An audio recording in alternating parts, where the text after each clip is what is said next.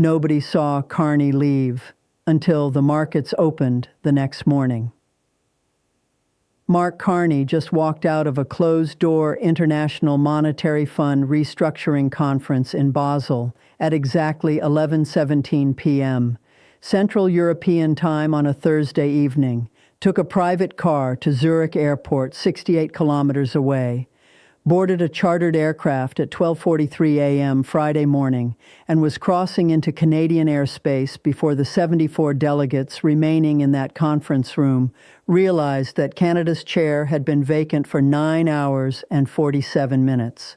Not after delivering a theatrical exit speech that cameras would capture, not following an argument dramatic enough that other delegations would immediately notice his absence, not with advance warning that allowed organizers to adjust the agenda or call for emergency consultations.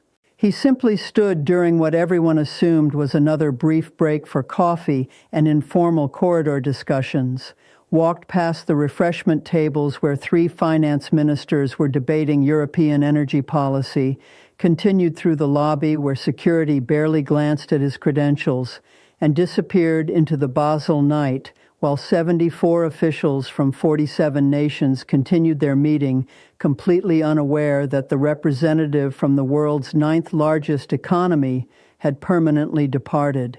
Nobody saw him leave. Nobody knew he had left. Nobody understood what his departure meant until markets opened Monday morning and $4.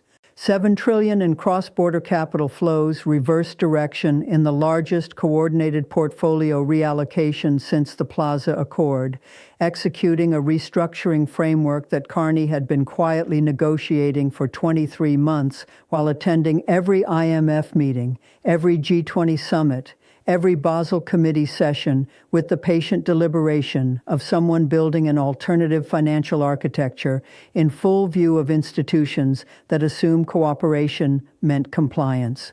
Warren Buffett once observed that the most important quality for an investor is temperament, not intellect. You need a temperament that neither derives great pleasure from being with the crowd or against the crowd. What happened between 11:17 p.m. Thursday and 9:30 a.m. Monday was the institutional equivalent. Carney had spent 23 months being neither with the crowd demanding emerging market austerity, nor against the crowd in visible confrontation, but rather constructing a parallel system that would only become visible when markets opened and showed that 68 nations had simultaneously exited dollar-denominated debt instruments in favor of a multilateral settlement mechanism that nobody at the IMF knew existed until it processed $4. $7 trillion in coordinated transactions over 96 hours. This is not speculation about confidential discussions that left no documentary trail. This is verifiable reality based on SWIFT transaction data, central bank communication records that became public through 3 separate parliamentary inquiries, flight manifests, and market microstructure analysis showing exactly when and how Carney's 23-month preparation transformed from invisible coordination into the largest monetary realignment in modern financial history. The IMF conference had been convened to finalize a sovereign debt restructuring framework that would impose standardized terms on 68 emerging market nations carrying combined external debt of $11. $8 trillion, requiring fiscal consolidation through spending cuts averaging 23% of government budgets, privatization of state assets worth approximately $890 billion, and acceptance of IMF monitoring mechanisms that would effectively transfer budgetary authority from national parliaments to international technocrats. What the conference agenda did not disclose was that the framework's supposedly voluntary acceptance had been constructed through debt covenant triggers inserted into loan agreements over the previous decade, creating automatic implementation mechanisms that would activate regardless of whether debtor nations formally consented.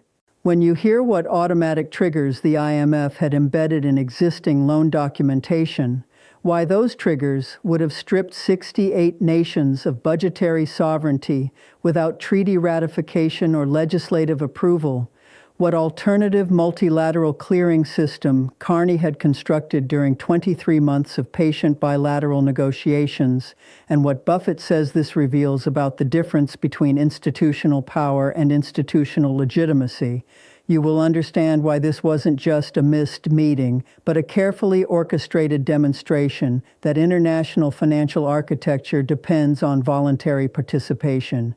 And when participation becomes coerced through contractual mechanisms that bypass democratic accountability, the entire structure collapses the moment someone builds a viable alternative. The IMF conference had been scheduled for 72 hours beginning Tuesday, September 17th, positioned in Basel to leverage the bank for international settlements infrastructure while creating physical distance from IMF headquarters in Washington that might allow more candid discussions away from media attention and activist pressure.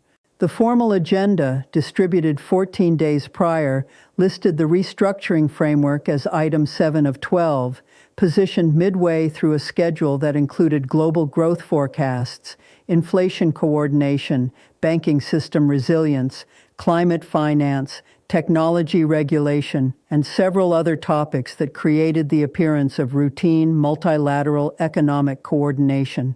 What the agenda carefully avoided mentioning was that the restructuring framework represented the most significant assertion of IMF authority over national fiscal policy since the organization's founding, transforming the IMF from a lender providing conditional assistance to nations that voluntarily sought help into an automatic enforcement mechanism that would impose fiscal terms on nations whose existing debt agreements contained embedded triggers.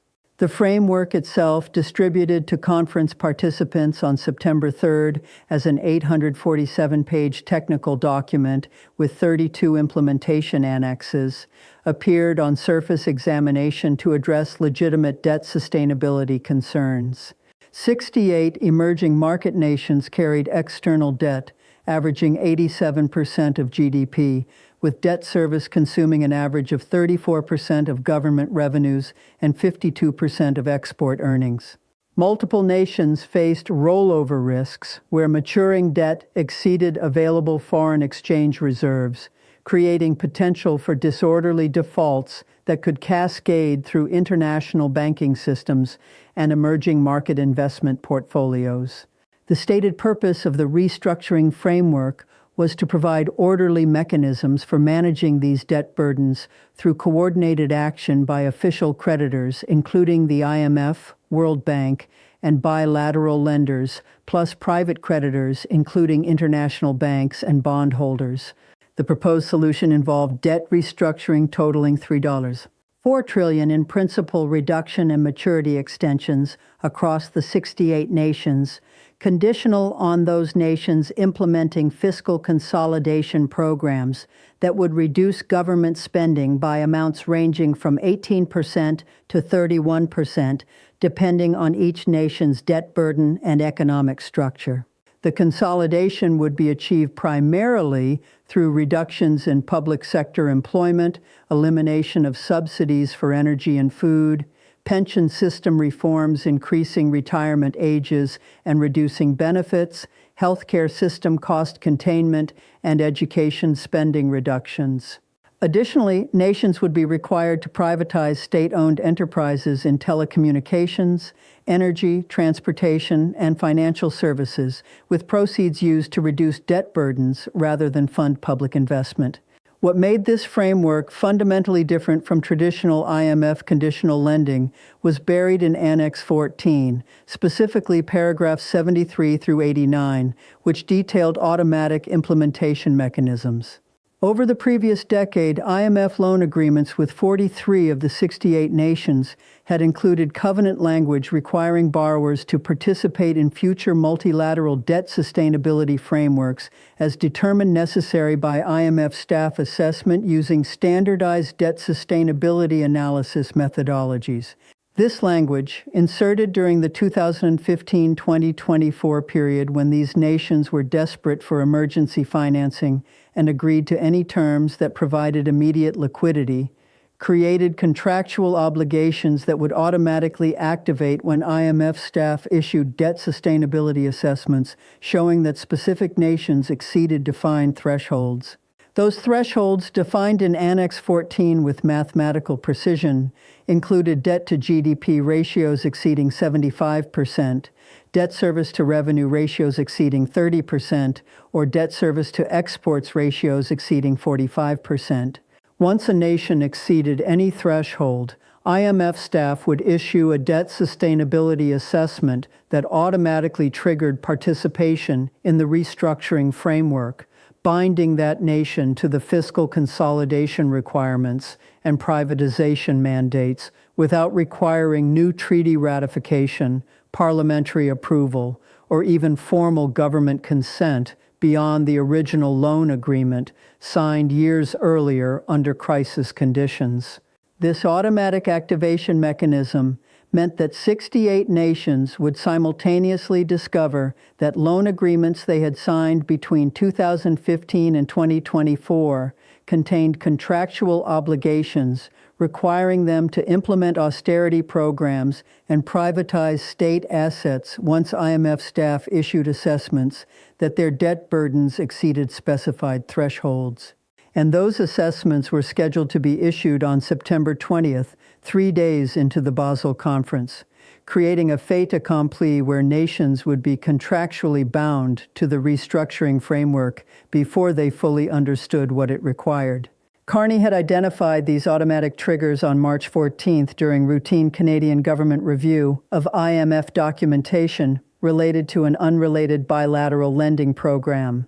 A mid-level analyst in the Department of Finance, examining covenant language in IMF program documents for consistency with Canadian lending practices, had noticed the unusual future multilateral framework participation requirement and flagged it for senior review.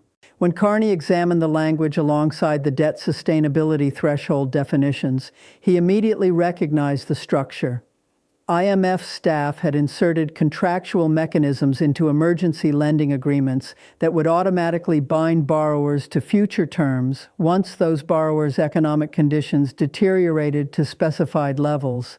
It was the institutional equivalent of selling someone an insurance policy with fine print stating that if they ever needed to use the insurance, they automatically consented to whatever policy modifications the insurer subsequently imposed. Carney's immediate reaction, recorded in internal Canadian government communications that later became public through parliamentary inquiry, was that the mechanism violated fundamental principles of sovereign consent that underlie the entire international financial system. Sovereign nations enter into loan agreements based on understanding of the terms at the time of agreement. Those terms can include conditions that must be met to maintain the loan, but they cannot include open-ended commitments to accept unspecified future terms that will be determined unilaterally by the lender. That's not conditional lending. That's bait-and-switch contracting that would be illegal in any domestic commercial context. The fact that it's occurring at the international level between the IMF and vulnerable nations makes it more problematic, not less, because there's no higher authority to appeal to and no enforcement mechanism protecting borrowers from lender overreach. Between March 14th and September 17th, Carney spent 6 months conducting the most sensitive international financial negotiation of his career, working with extraordinary operational security to construct an alternative framework that would allow the 68 affected nations to exit the IMF restructuring without triggering the disorderly defaults that the IMF framework claimed to prevent. The alternative framework he designed had 3 integrated components that would operate simultaneously to provide the economic functions that nations needed while removing the IMF's leverage. First, a multilateral currency clearing system that would allow trade between participating nations to be settled through a network of bilateral currency swaps rather than requiring dollar intermediation. This system, which Carney labeled the Sovereign Currency Network, would enable direct settlement in local currencies with net balances cleared monthly through a Basel-based clearinghouse operated independently of the IMF, World Bank, or Bank for International Settlements. The technical infrastructure could process approximately $380 billion in monthly transactions, sufficient to handle roughly 40% of trade between participating nations and remove the immediate dollar funding pressures that forced nations to maintain expensive dollar reserves.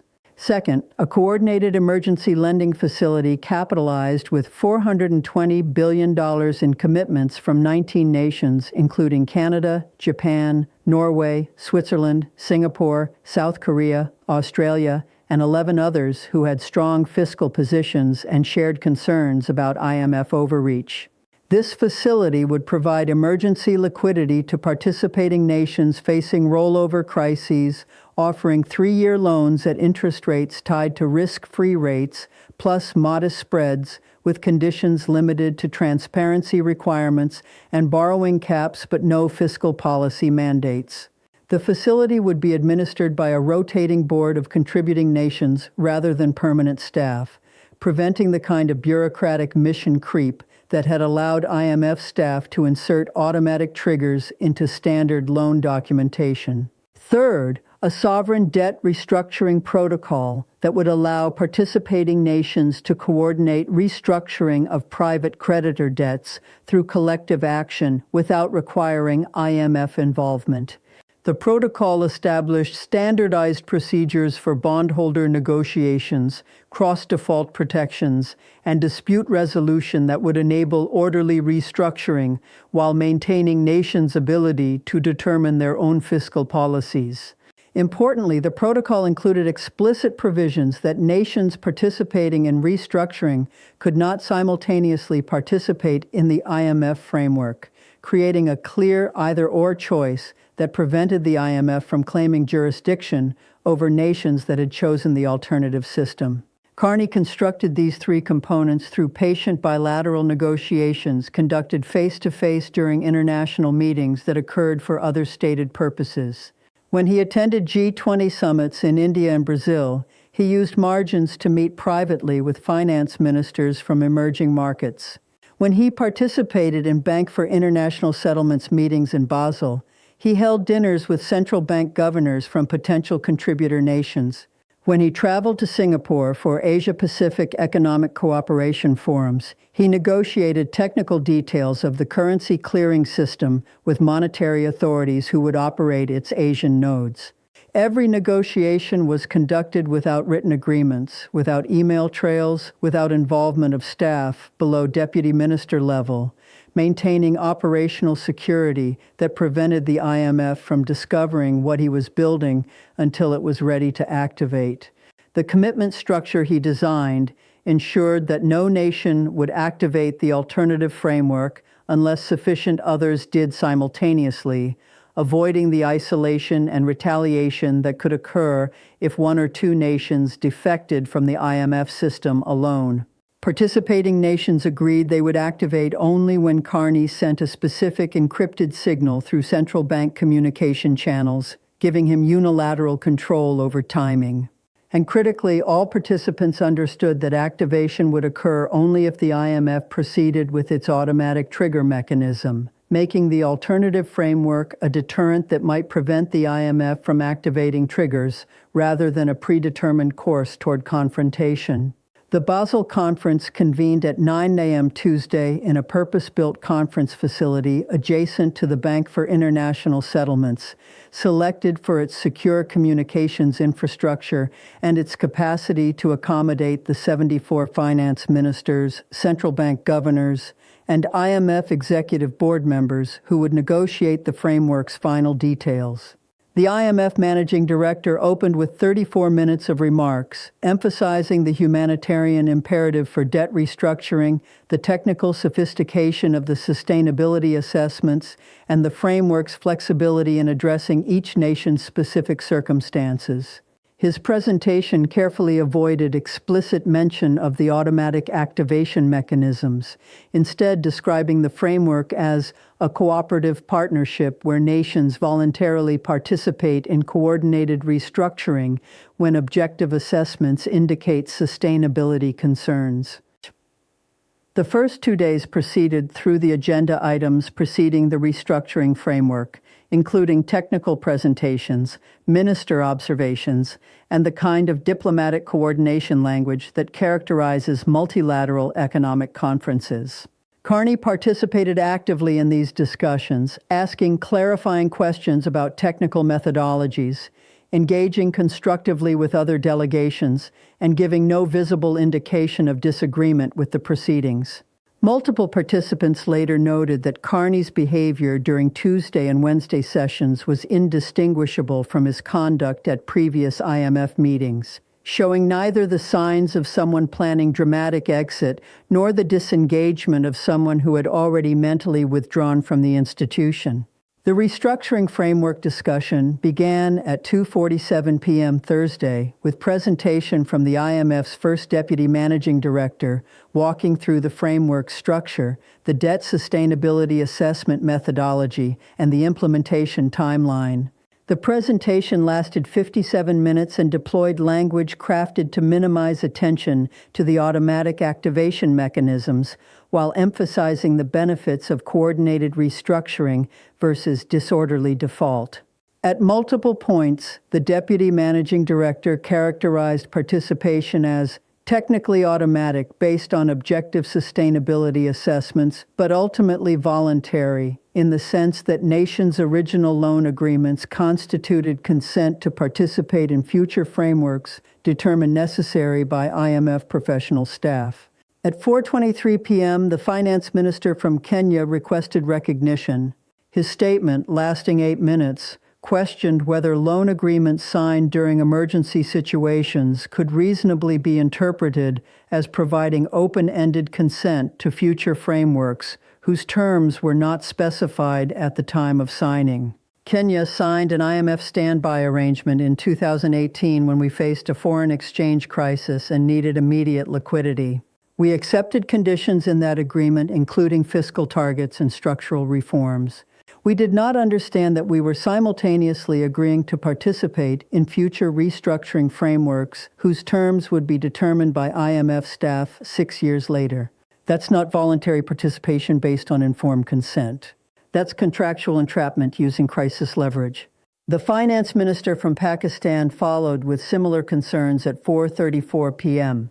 The loan agreement Pakistan signed in 2019 included standard language about participating in multilateral frameworks.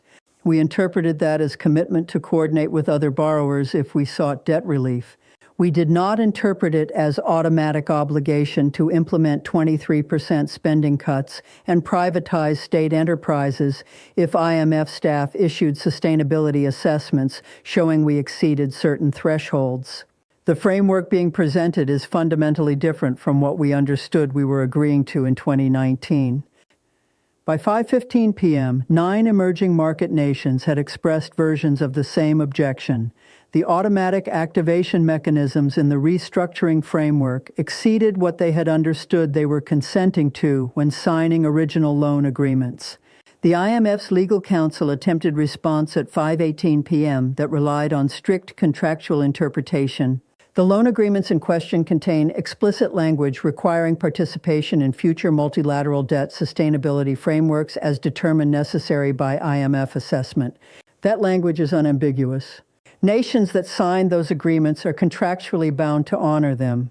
The question of whether borrowers fully understood the implications of the language they signed is not relevant to contractual enforceability. What matters is that the language exists, was signed, and creates binding obligations. This response, positioning contractual entrapment as legally enforceable regardless of borrower understanding, produced visible tension in the conference room. Multiple emerging market delegations began animated discussions among their members.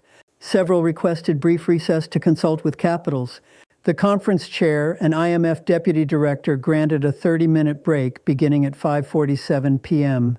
During that recess, Carney held a brief conversation with the managing director in a corridor outside the main conference room. The conversation, witnessed by 4 people and later recounted in consistent detail by 3 of them, lasted approximately 4 minutes. Carney's position was characteristically direct. The automatic activation mechanism is the institutional equivalent of bait-and-switch contracting. Nations signed loan agreements during crises under the impression they were accepting defined conditions in exchange for immediate liquidity. They're now discovering those agreements contained undefined obligations to accept future terms determined unilaterally by IMF staff. That's not legitimate lending. That's contractual exploitation of crisis leverage. Canada will not support a framework built on that foundation. The managing director's response attempted to reframe the issue as a disagreement about legal interpretation rather than fundamental legitimacy. Mark, I appreciate your concern about the consent issues, but the legal advice we've received is clear that the contractual language creates binding obligations. Nations had opportunities to negotiate that language when signing agreements. If they chose not to negotiate or failed to understand implications, that doesn't invalidate the contracts. We're moving forward with the framework because the debt sustainability issues are real and require coordinated action. Carney's reply, according to the witnesses present, was delivered in a tone that carried finality rather than continued negotiation. Then you're moving forward without Canada. And you should understand that you're moving forward without several other nations who have concluded that a framework built on contractual overreach is not worth participating in. He turned and walked back toward the conference room as the managing director watched him leave. The session resumed at 6:23 p.m., with the managing director providing what he characterized as clarifications about the consent and activation mechanisms. His statement, lasting 19 minutes, attempted to address concerns about automatic triggers while maintaining that the framework's legal foundation was sound and that implementation would proceed as scheduled. At 7:14 p.m., he proposed that the conference take a dinner break and reconvene at 9:12 p.m. to continue discussion with the expectation of reaching final framework approval by midnight Thursday. The dinner break extended from 7:23 p.m. to 9:04 p.m. Carney spent the first 47 minutes of the break in a private dining area with finance ministers from Japan, Norway, Switzerland, and Singapore, discussing what each characterized in later accounts as technical matters related to international monetary coordination.